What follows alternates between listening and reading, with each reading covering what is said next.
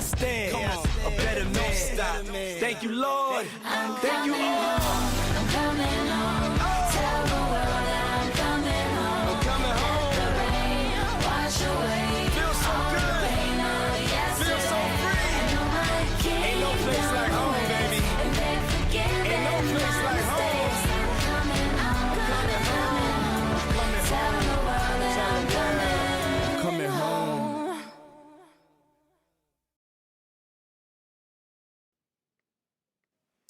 I'm back. Oh, it feels so good. I mean, I picked that song on purpose. I feel like, yeah, it's good to be home, and I'm glad that we're back to the thrilling, highly anticipated, often imitated, but never duplicated, latest shot clock with your boy Justin Lopez. Oh man, it's been a rough couple weeks, and but when I got the mic in my hand and I'm talking about the thing that I love the most, which is the game of basketball, everything is all right. And a lot of people probably asking, "Hey Justin, where you been?" Um, People have been asking me around campus, and I'll tell you, I've been at school getting my education, guys, which I encourage everyone to get. Pursuing my degree in my last semester at Bowling Green State University. Go Falcons! But hey, education comes first, and that's what I was pursuing a lot of my energy with. But my education, wasn't just towards, in the classroom and studying. I mean, a vast majority of it was towards it, but another part of my research and education went towards, doing this. How can I be better at being on the air and doing my research before the show, during the show, and after the show? Looking at past shows and how to become a better podcaster. So, as much as I've studied in the classroom, I study just as much outside the classroom. And a quote that I came across during my research was, "There's no glory in practice, but without practice, there's no glory at all." So I took that quote to heart, and I felt like I had to dedicate a lot of more work into studying the game of basketball, look at both perspectives, a lot of more perspectives than other just my own, talk to other people about it, get others people's opinions, people that have opposite of me, people who think the same of me, So, I did a lot of research, and I feel like now I'm ready to give you guys the full me, the 100% me, and just pursue it at the high level. And so with that being said, let's dive in. I'm ready to go, you guys. I'm like so pumped. I can't sit still. I'm like ready to go. So that's gonna be great. We're gonna dive into the NBA recent news. And for those who are listening for the first time, remember, if you want to join in on the show, you can sign in via Facebook, via Twitter, or Google Plus, and you can make comments throughout the show. I will be reading them throughout the show, and I'd love to hear your opinion. All right. So let's dive in. Let's just start fresh. NBA recent news. The hottest thing that's going on in the NBA. And we got a nice, good portion of stuff that's going on in the NBA. We're going to go back a couple weeks. Like I said, it's been a while. It's been a little while. So I want to just touch on a couple things. First, the NBA, the Team USA actually won their third gold medal in the time that, the last time I aired. And knocking off Serbia, 30-point victory. Coach K and Carmelo Anthony win 3 gold medals, and now they're both done. They're both done with USA play and Olympic play, so it was good to see them go off on a high note, especially Carmelo. And we also want to acknowledge the women, too. They won their 6th straight gold medal in women's basketball, so a round of applause to you guys, and not just those 2 particular teams, but all USA athletes who competed and brought home gold medals. So just a round of applause for all you guys. Good job for bringing home the gold for Team USA. We really do appreciate it. Other recent news that's hot going on right now in the NBA.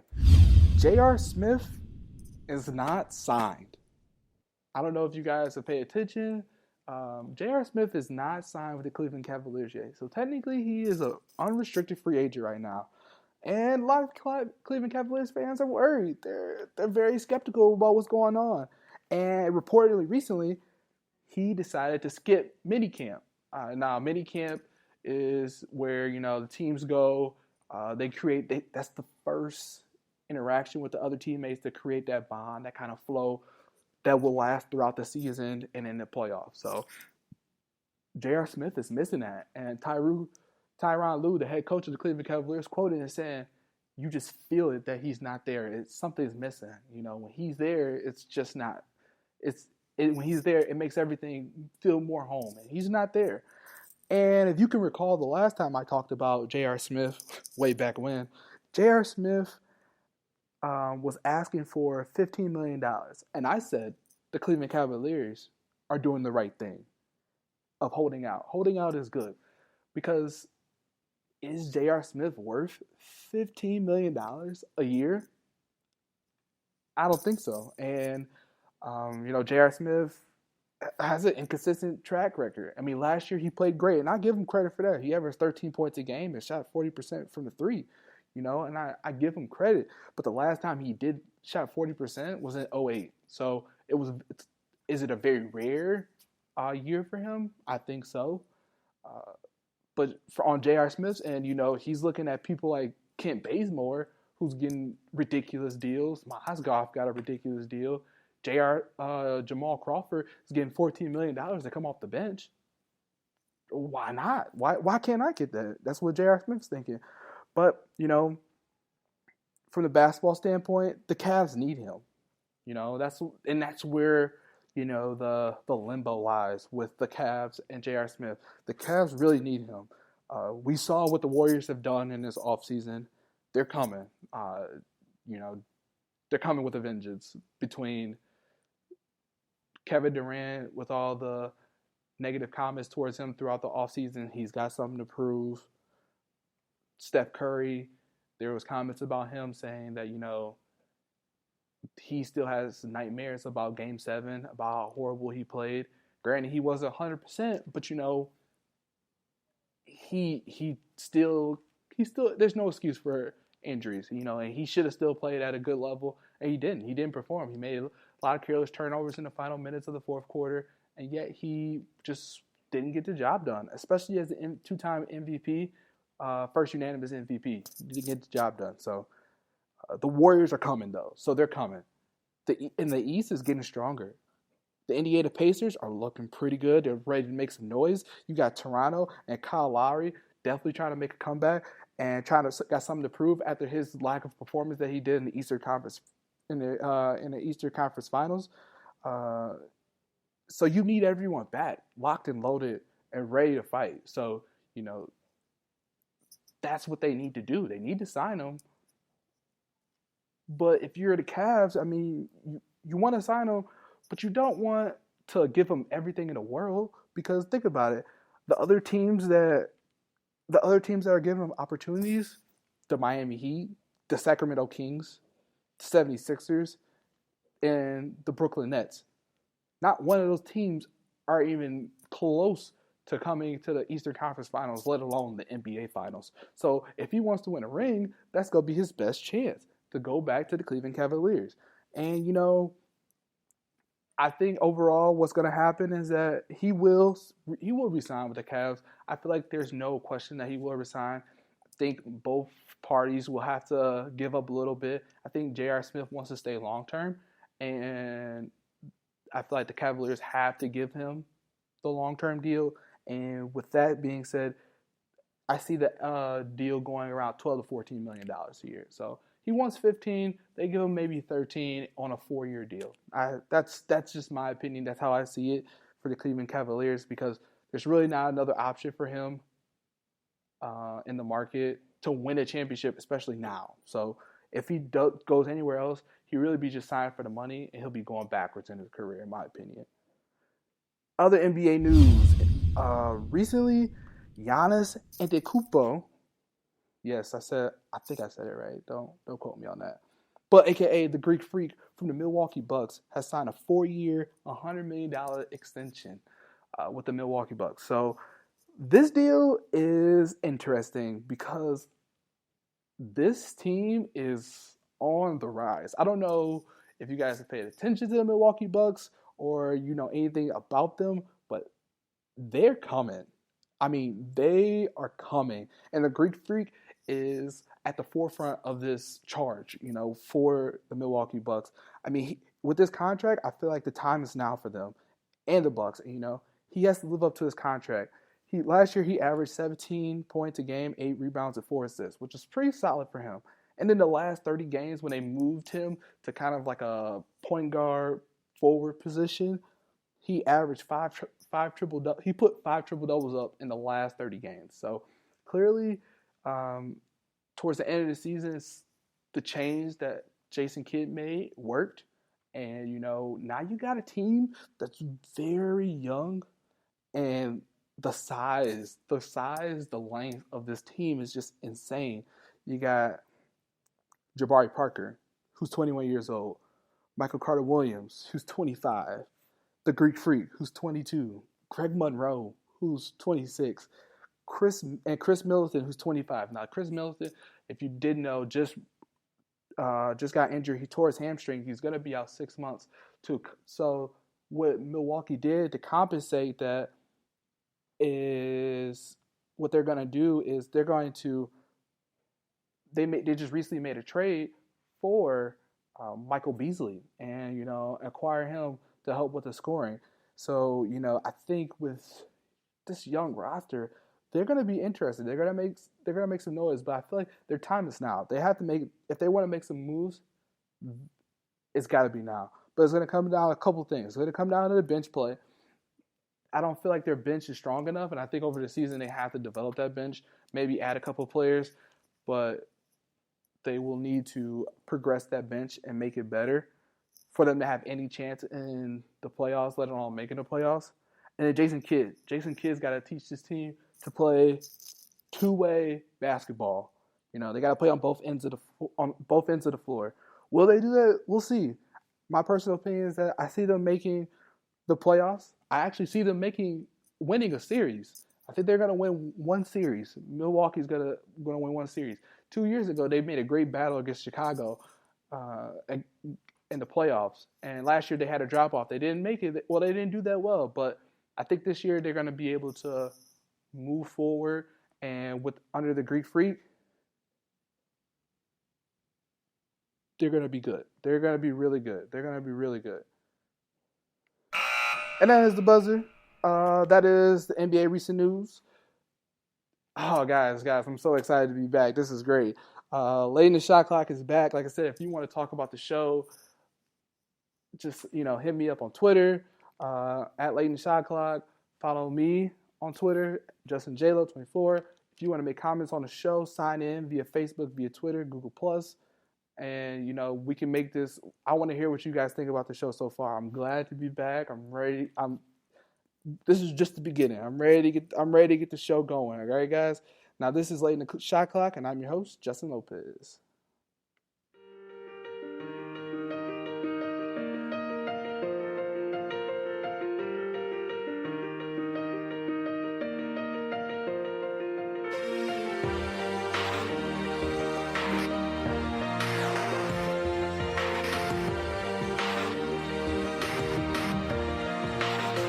Yeah, you can be the greatest, you can be the best, you can be the King Kong banging on your chest. You could beat the world, you could beat the war. You could talk to God, go banging on his door. You can throw your hands up, you can beat the clock. You can move a mountain, you can break rocks. You could be a master, don't wait for luck. Dedicate yourself and you gon' find yourself Standing in the Hall of Fame, yeah, and the world's gonna know your name, yeah, 'cause you burn with the birth flame, yeah, and the world's gonna know your name, yeah. and you'll be on the walls of the Hall of Fame. You can go the distance, you can run the mile, you can walk straight through hell with a smile. You could be the hero, you could get the gold. Breaking over records they thought never could be broke. Yeah, do it for your people, do it for your pride. Are you ever gonna know if you never even try? Do it for your country, do it for your name. 'Cause there's gonna be a day when you're Standing in the Hall of Fame, and the world's gonna know your name,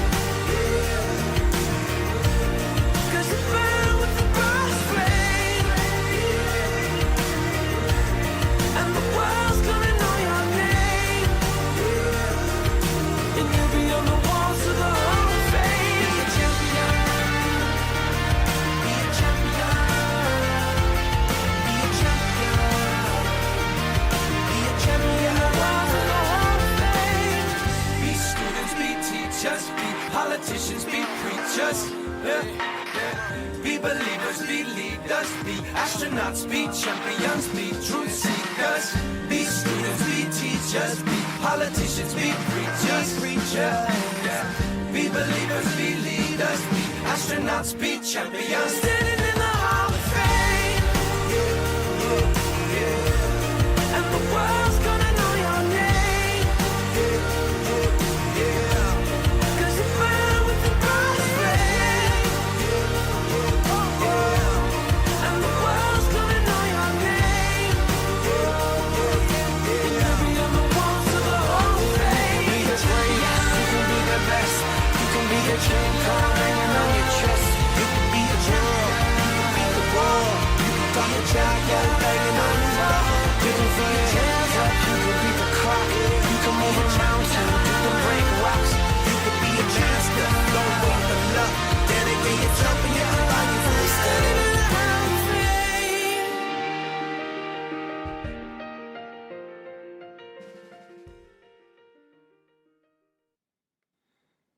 And we're back. This is Late in the Shot Clock, and I am your host, Justin Lopez.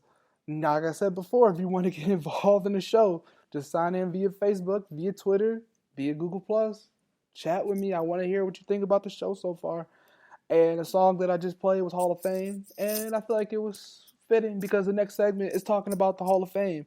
And earlier this month, the Hall of Fame took place, and, you know, the Hall of Fame class of 2016 was very star-studded, and it was very solid.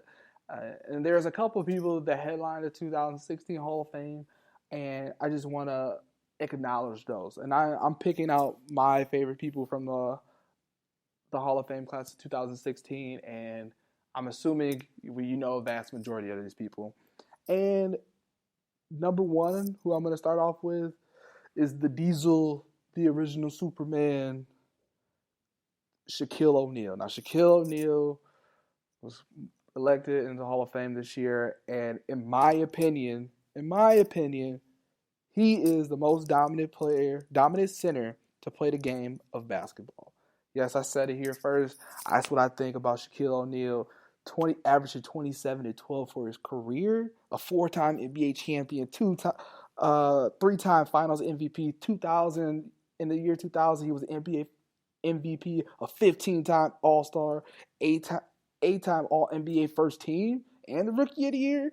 With a stat line like that, there's not even a comparison, in my opinion.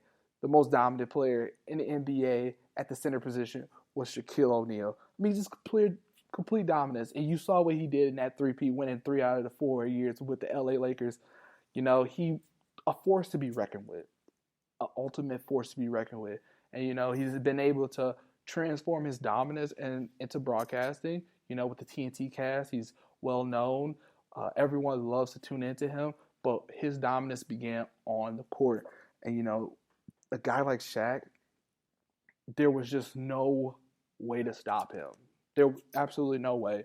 You know, there just wasn't. The only way you can, players like him, Michael Jordan, Kobe, you know, you can't really stop them. The goal is just to contain them, or to contain the people around them. Those are the people you need to stop, the people around them. Because he's going to get his. Shaq, day in and day out, he was going to get his. And there was no way you were going to embarrass Shaq on that court. No way.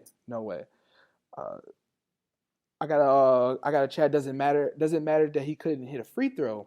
You know, hey, he didn't. You know, he wasn't shooting very well from the free throw line. But yeah, the fact that he was still that dominant, I still put him as the best center of all time. The fact that he would still be able to dominate, his presence on both ends of the court made him so effective that the only way to stop him was to foul him. And we'll talk about that later, about foul shooting later. But, you know, regardless, I still put him the best center of all time. Hands down, in my opinion.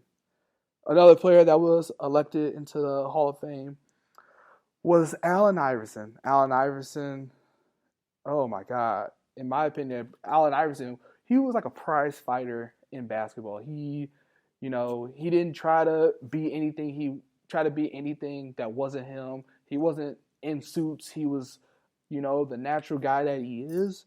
And, his stat line speaks for himself, too. MVP in 2001, 11-time All-Star, Rookie of the Year in 97.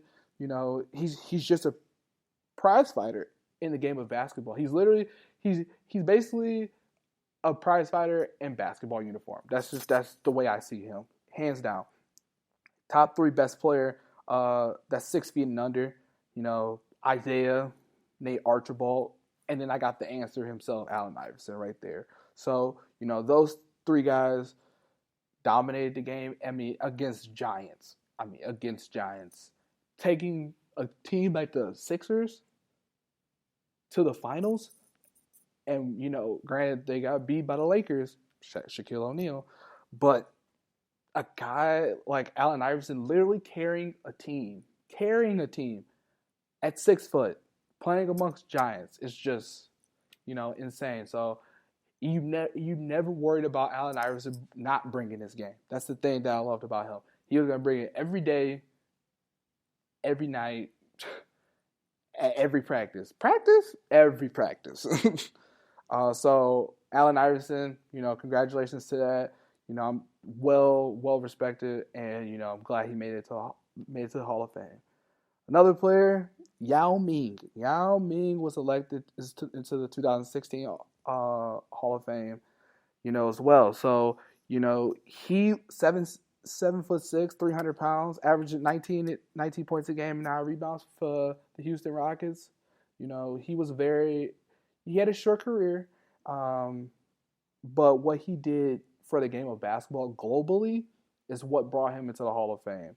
I saw another comment was, is he overrated because he shot 30 shots a game to score?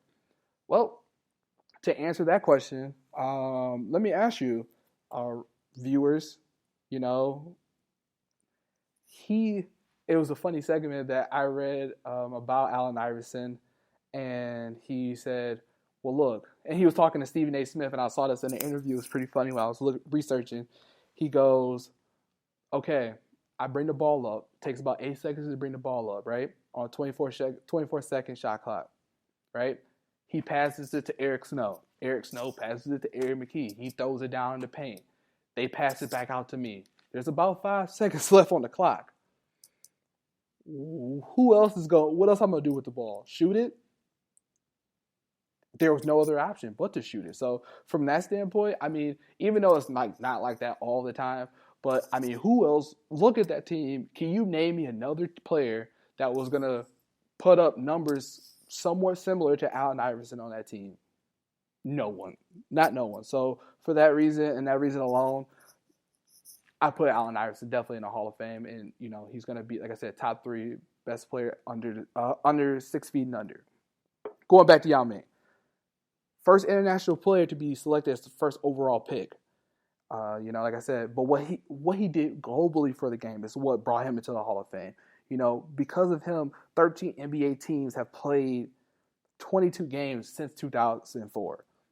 And in China, that's his homeland. So, he's literally brought the game. He's become an ambassador and brought the game internationally. And he's created the platforms for players such as a Kobe Bryant, such as LeBron James. In my opinion, he started and placed that platform so players can go overseas and become, that perennial player. And not the NBA obviously is the top dog, but it doesn't always have to be in the NBA. A lot of players have been very successful overseas now, and I think, Yao Ming has created that bridge to allow players to go overseas, such as Stephon Marbury. Stephon Marbury is a very highly recommended overseas, and he's got a museum almost, like a wax museum for himself, over there, because he's that platform has been created for him to go overseas. So in that retrospect, now he's an ambassador for the game, and he's created programs for international youth players to develop their game and be able to take that game to go overseas. So, and now, like I said, for that, you have to knock your head off tip your hat off to Yao Ming. You know, he's done that really well. Other player, this is actually a coach. Another player that was elected, Mr. Tom Izzo. Oh man, being from Michigan, I know I've seen Tom Izzo very well for Michigan State Spartans, and he, in my opinion, he is Sparty. And if I ever wanted to coach, that is someone who I would I wouldn't say I would want to aspire to be him because I want to be my own person. But if I had someone to measure myself to, that's the measuring stick. I don't want to go high. I want to shoot high for this guy. And high for this guy is Tom Izzo.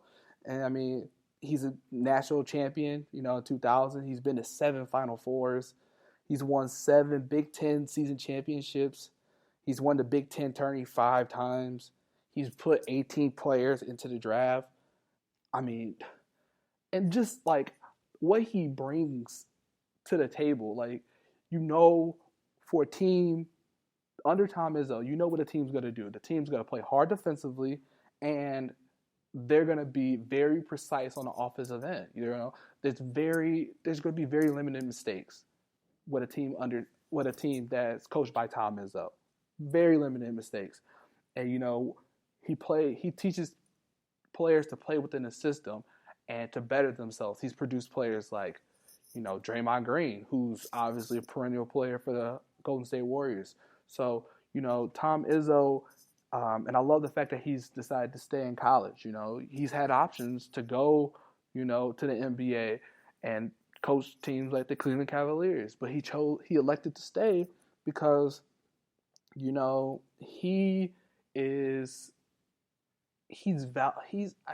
just so valued for the program at Michigan State.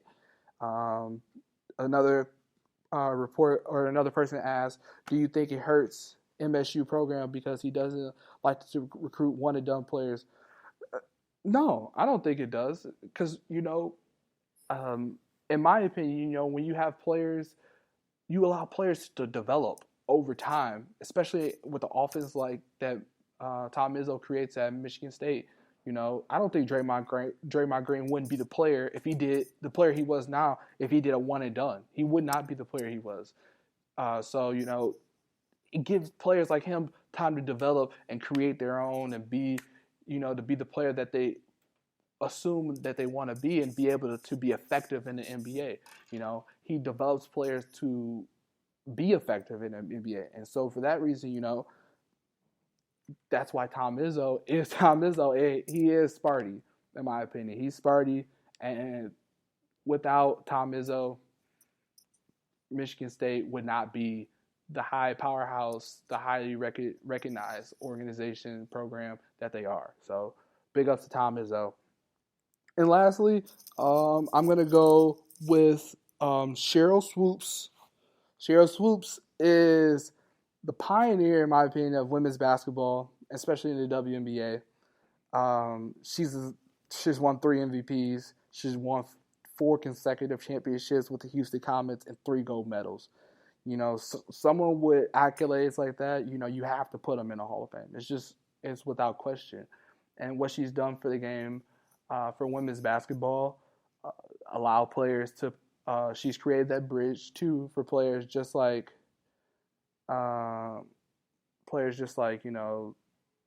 Skylar Diggins and Diana Taurasi. She's created that platform for those women to be able to, play basketball and and put it on national stages. Like I said, winning 3 gold medals, progressing the game of women's basketball. It's not, I love the fact that she's been able to do that. So I commend Sheryl Swoopes, and I commend all the members of the 2016 Hall of Fame class. I just want to give them one big round of applause for doing that. Well done, well deserved for all of them. Well deserved. And that is the horn. This is Late in the Shot Clock. Like I said, if you want to get involved in the show, just like I said, sign in via Facebook, via Twitter. This is getting good. This is this is going to be great. Coming up, we have a new segment on the show, and it's going to be very interesting to see how people think about this one. I'm excited to bring it to the Late in the Shot Clock, and it's going to be great. But like I said, this is Late in the Shot Clock, and I'm your host, Justin Lopez.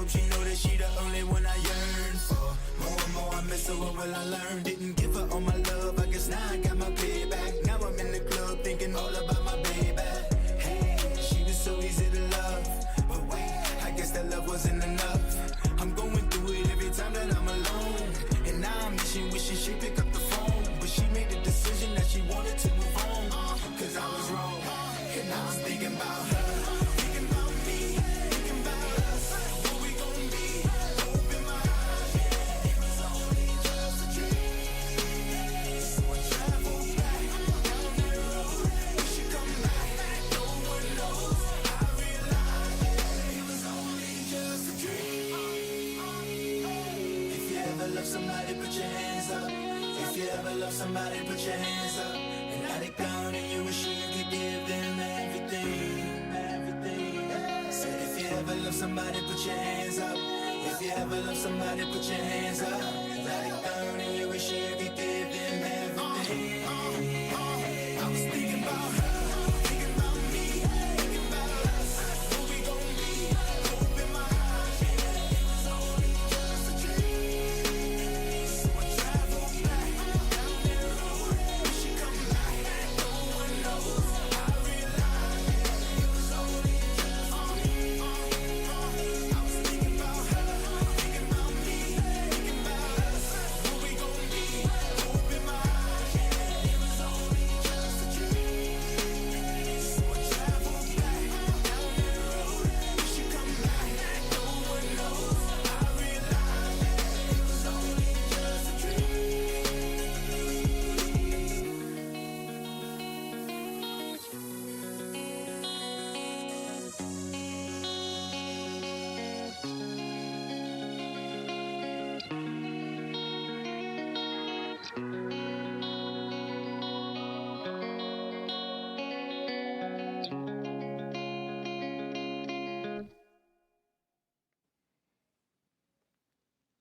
And we're back. This is Late in the Shot Clock, and I'm your host, Justin Lopez, and it's been great to be back. I feel like I'm catching my second win here. I'm ready to keep going, and I'm ready to open up a new segment in the show. Now, this segment is very interesting because this is based off my brother. I'm going to give a shout out to my brother, Corey Lopez, a.k.a. the person that's been doing all the comments throughout the chat. But this segment is based upon him because Corey is, if you know my brother Corey is someone who likes to play the what if game to like the maximum. What if you had $1,000? What if you had $20,000? What would you do with it? Oh, well, this is what I would do first. What if this? What if that? So, to dedicate to Corey Lopez, I am creating a segment called Corey's Imagination. Yes, Corey's Imagination. This is a segment just to simply play the what if game. We're gonna play a what if about different topics throughout the season, and it's gonna be a very interesting dialogue. Like I said, it's nothing serious, but we're gonna play the what if game, and we're gonna go all the way back to the NBA Finals, and we're gonna start off with the game. We're gonna go to the game 5. Game 5 was interesting, and the what if question that we're gonna do is, what if Draymond Green would have played in Game 5? Draymond Green was suspended in Game 5 in the NBA Finals because of a scuffle that he had with LeBron James in Game 4. Draymond Green already had picked up a flagrant foul and a flagrant 2 foul in the playoffs, and then once the player received the third foul in the postseason, another flagrant foul automatically triggers a suspension. So, I ask you guys, let's just say he didn't get the flagrant. Let's say they just fined him, which they should have. That's what I think about that, which they should have, because it wasn't that serious. But let's say they just fined him. What would have happened if he would have played in Game 5? Oh, man, Draymond Green, a player like him is just like, he's not like a regular player. He's an impact player. Draymond Green brings energy. With a Game 5 at home, 3-1, he would create that sense of urgency for the Golden State Warriors. And I think that sense of urgency would feed through him and through the rest of the team. We'll start with him and feed through the rest of the team. So, and a player throughout the finals, he was averaging 15 points, 9 rebounds, 6 assists, and 2 steals against the Cavs. So, he was a big contributor. You're missing that. So, a guy like Draymond Green, who's gone, you're gonna see some type of drop off. And, another thing that they miss his versatility. He behind Steph Curry and then Sean Livingston, he's their third best ball handler. He is someone who they, when he gets the rebound, he pushes it. He pushes it, and he puts defenses in tough positions because their big man is not in transition with him. Another thing that Draymond Green does as well, is with him in the lineup, they go small, and that deadly lineup that they call it when they put Draymond at the 5 is literally deadly. And because of Game 5, they weren't able to do that. And another thing also, he's probably their best defensive player because of his ability to guard pretty much 1 through 5. And his help defense is so strong that his constant chatter on the floor is something that they miss very crucially in Game 5. And I found this tweet by Zach Lowe about Draymond Green in the NBA Finals. It says, with Draymond Green on the floor at center in 81 minutes, the team was plus 53. So there's like a plus and minus system. Plus means you're doing stuff good on the court. Minus means that you're causing your team to turnovers, just bad play. And so with him on the floor, he's plus 53. In all other lineups, they're minus 24. So you just see the drastic difference with him on the floor and versus with him off the floor. So they needed a guy like him. And then, because of that, other injuries flared up. Would Andrew Bogut gotten hurt? Andrew Bogut, excuse me, guys. It was Andrew Bogut. Would he have gotten hurt? Everyone's playing extra minutes because they have to make up for Draymond Green being suspended. So would he have gotten hurt? I don't think so. would Andre Iguodala had those back spasms, would they have occurred that, right then and there? I think, granted, his back was hurting throughout the playoffs, so I mean, it was bound to happen eventually. It really started to flare up in Oklahoma City series, but I think putting less stress on him and putting more of it on Draymond Green, who's a lot younger, they still would have done well. And my last question is, do you really think the Cavs would have beaten the Golden State Warriors twice at home? I mean, think about the phenomenal record that they had throughout the season, more specifically at home. Do you really think they would have beaten them twice? I don't think so. And a Draymond Green in Game 7, I mean, if they would have won, he would have been the clear-cut Finals MVP. I mean, you just look at his Game 7 stat line: 32 points, 15 rebounds, 9 assists. Now, I don't think he would have done that in Game 5, but he would have put, some type of huge numbers up because he understands the game right now and how important Game 5 is. And if you're up 3-1, you need to step on their neck because you don't want to create any life for a team or create any hope for a team like that, especially with a team that has LeBron James and Kyrie Irving on the other end. You just don't want to create that. So, with a Draymond Green playing, I would predict that they would have won the NBA Finals. I think they wouldn't have lost 2 games at home, a Game 5 and a Game 7. I don't think that's possible for them to win that. So, my opinion, what if Draymond Green would have played a Game 5? I think we have a different champion. I personally think we have a different champion. Golden State Warriors would be champions, and it'd be all magical. We'd be talking about how amazing season they had. They'd be better than the Bulls, yada, yada, yada. But that's what I think. And that is the new segment of Corey's Imagination. Yep, Corey's Imagination. All right, and we got one last segment. We got At the Buzzer. Thank you guys for listening so far. If you got comments about the show, please let me hear them. This is Late in the Shot Clock, and I am your host, Justin Lopez.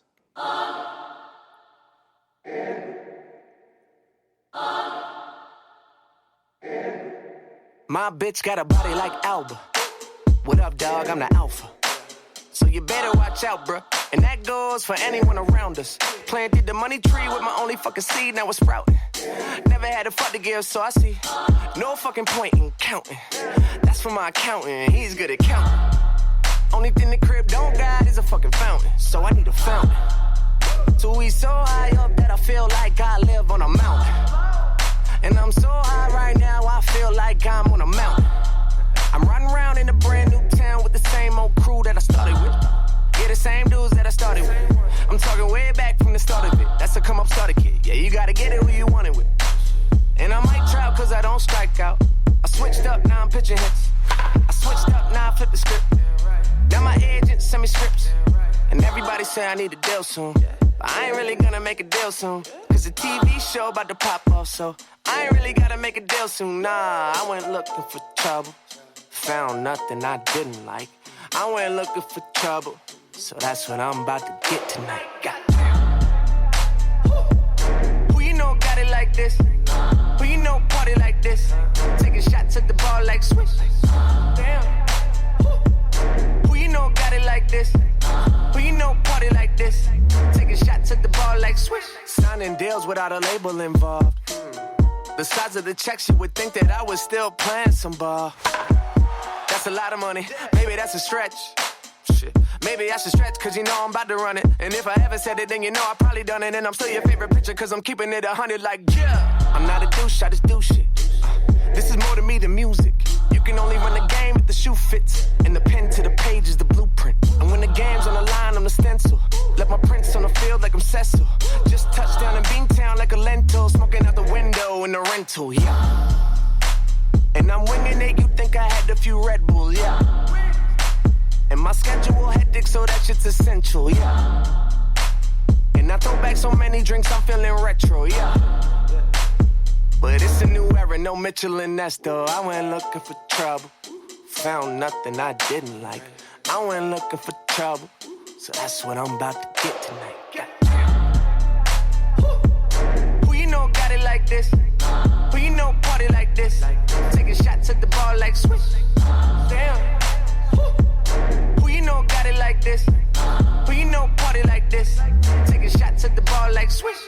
see it all if the view's right. I've been going up quite a few flights. Nah, I ain't falling off, but you might. True life, and I finally got the tunes right. Better cop that shit, red and blue lights. Taking bottles to the face like I'm shoe nice. Yeah, that's that shit that I do like. Nah, I ain't gonna puke, but blue might. You right, yeah. You good? Yeah. Turn my life into a lifestyle. That's my life now. Got people tatting up their skin with every word I write down. Got me like, wow, I guess I'm the one to keep your eye on. In my top 5, I'm Dylon. And Dylon and Dylon and Dylon. If my girl Giselle, then I'm Tom. And now I'm on your TV screen like, hi, mom. Got Jerry up on TMZ like, hi, mom. Hi, mom. Swear to God, I'm not high, mom. Wait, okay, sorry, I lied, mom. Woo. Then I told my father I'll be going farther, cause my flows are harder than a throw from Rowan Gardner. Broke both my arms and now they both are stronger than I did like Copenhagen. Oh my God, and I went looking for trouble. Found nothing I didn't like. I went looking for trouble. So that's what I'm about to get tonight. Goddamn. Who you know got it like this? Who you know party like this? Taking shots at the bar like swish. Damn. Who you know got it like this? Who you know party like this? Taking shots at the bar like swish. Tell them you never know, I just don't wanna listen, so.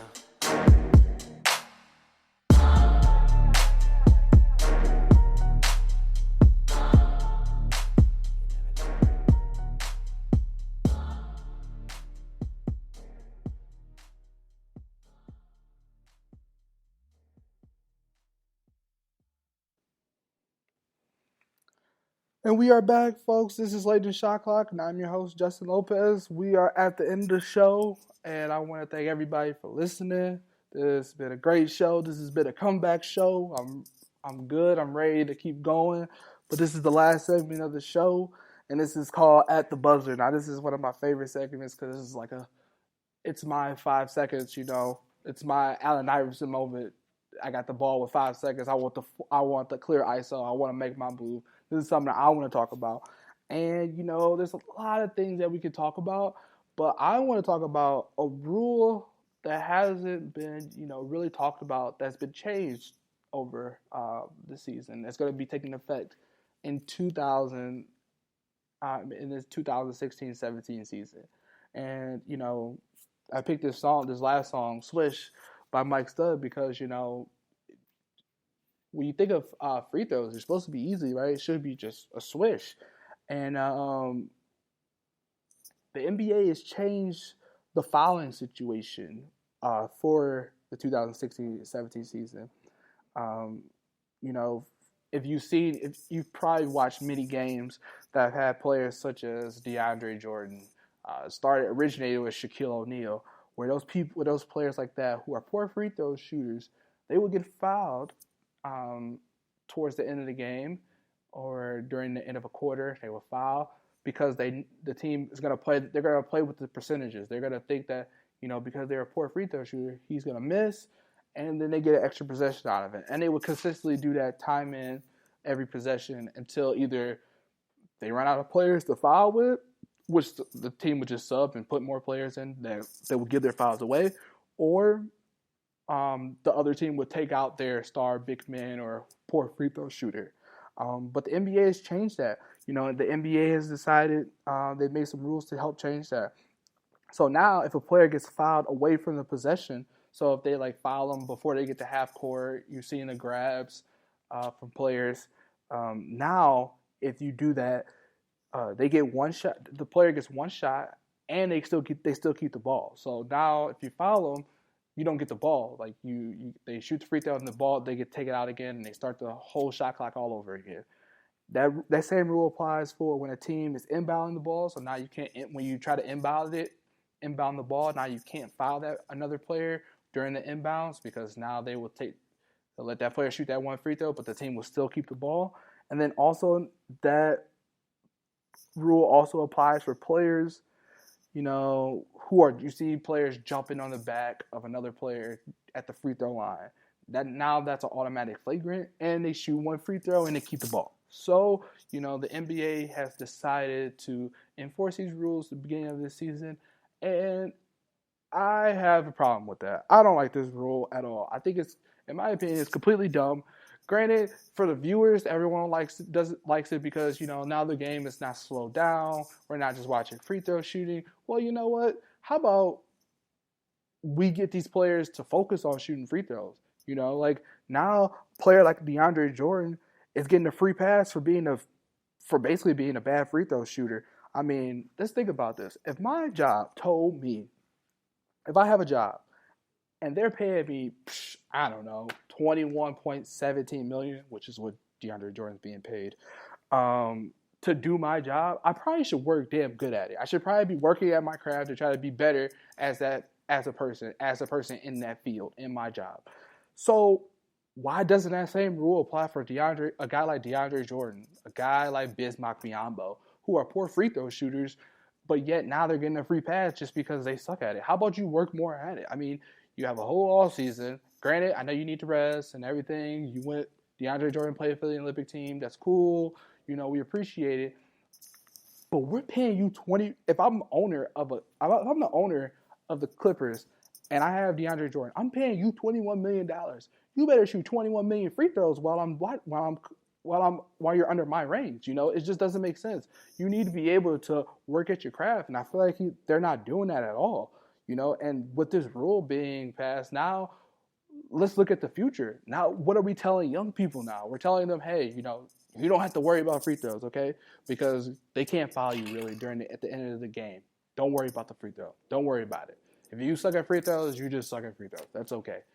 That's not what we want to do for our youth. You know, we want to be able to teach them the game of basketball, to be able to shoot free throws consistently, because that's part of the game, and we want to develop an all-around game, right? And that's shooting free throws is part of the game. So I have a problem with that. I think that they should have kept the rule the same. And if you suck at free throws, well, guess what? Now you're exposed. You need to work on your craft to shoot a better free throw percentage and not be put in that position. Because now you're not hurting yourself. Now you're hurting the rest of your team. And now you're putting the game in jeopardy for yourself. So, in my opinion, this is not more so for me. This is more so looking out for the future of the game. You know, I'm worried that, you know, because of this rule, we won't be able to the free throw percentage as like the NBA. I'm curious to see how that looks. It's probably going to dwindle because now I feel like players are going to come in the NBA, those big men or just all around horrible free throw shooters. They're going to be like, whatever. I mean, I may miss them throughout the game if I get fouled while shooting, but I don't have to worry about now the last 2 minutes getting fouled and I could be on the floor. Who cares, you know? So that's my opinion on that. That was At the Buzzer, and that is the show, guys. Oh, man, I want to thank everyone for listening in. I want to thank basically my brother for chatting with me. But this has been a great show. I'm glad to be back. And, you know, you're going to see me constantly working better at this. You know, like I said, I'm taking that quote to heart that I said at the beginning of the show. And, you know, I'm gonna pour my energy into doing better research, getting other perspectives upon the game, because, you know, I want to be better at this. So I take this with great pride, and, you know, I'm excited. You will hear from me again. The next time you will hear from me, though, will be in 2 weeks. Next Thursday. 2 Thursdays from next Thursday. The Thursday after next. Wow, words are tough right now, guys. Words are tough. So you'll see me on October 6th at 7 p.m. We'll go over everything that's been going on between now and then. You know, we're going to keep doing it like this until the NBA season starts. I'm excited. And if you got questions, if you want to hear something on the show, you want to talk about anything, you know, let me know. You know, follow me on Twitter at JustinJLo24. Follow the show, Late in Shot Clock. You know, find us on Facebook, Late in the Shot Clock. You know, message me. I don't care. Send a pigeon. Whatever you got to do. I want to hear what you guys think, you know, because this is what it's all about. That dialogue between me and you guys, all right? This is Late in the Shot Clock, and remember, I always got you.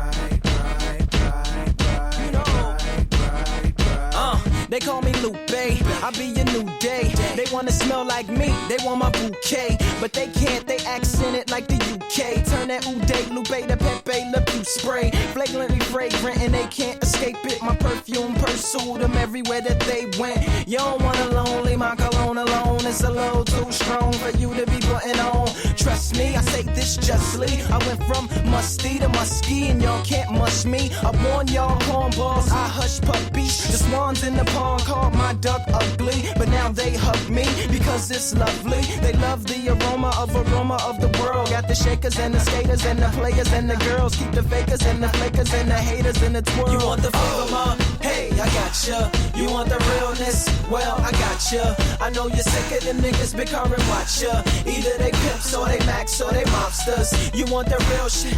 Well, I gotcha. You see my niggas here? You know we proper. You know we do it right. You know we do it. And I'm from Chi-Town, that's why I flies round. Keep some Cartier frames over my eyes now. We used to gangbang, a lot of that then died down. Children of the hat tilting, keeping hope alive now. All with no high, I do it so fly. Banksy's attack, helicopter with the bow tie. I love my city, really hope that God bless it. Have my mind moving faster than that hog in the hedges. Welcome all of y'all to my dark recesses. This is where I keep the bars like bathtub edges. My ivories and my doves, my levers and my zesses. It takes half of your bubble bath to match the freshness. The belly of the beast, you know I'm from it. I wrap it in a towel, here go my pal in the stomach. And I be on my green like Irish Spring. Then I coast fudge with it, get a mouthful of soap. You want the flavor? Hey, I gotcha. You want the realness? Well, I gotcha. I know you're sick of them niggas big car and watch ya. Either they pimps or they max or they mobsters. You want the real shit? Well, I gotcha. You see my niggas here? You know we proper. You know we do it right.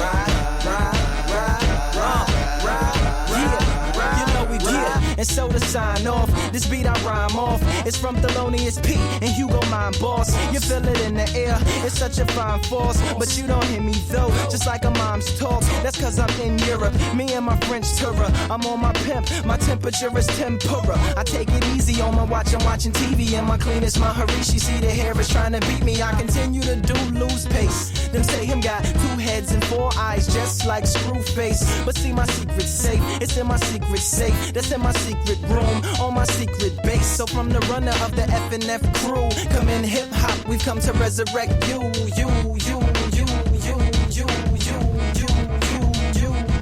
You want the flavor, ma? Hey, I gotcha. You want the realness? Well, I gotcha. I know you're sick of them niggas big car and watch ya. Either they pimps or they max or they mobsters. You want the real shit? Well, I gotcha. You see my niggas here? You know we proper. You know we do it right.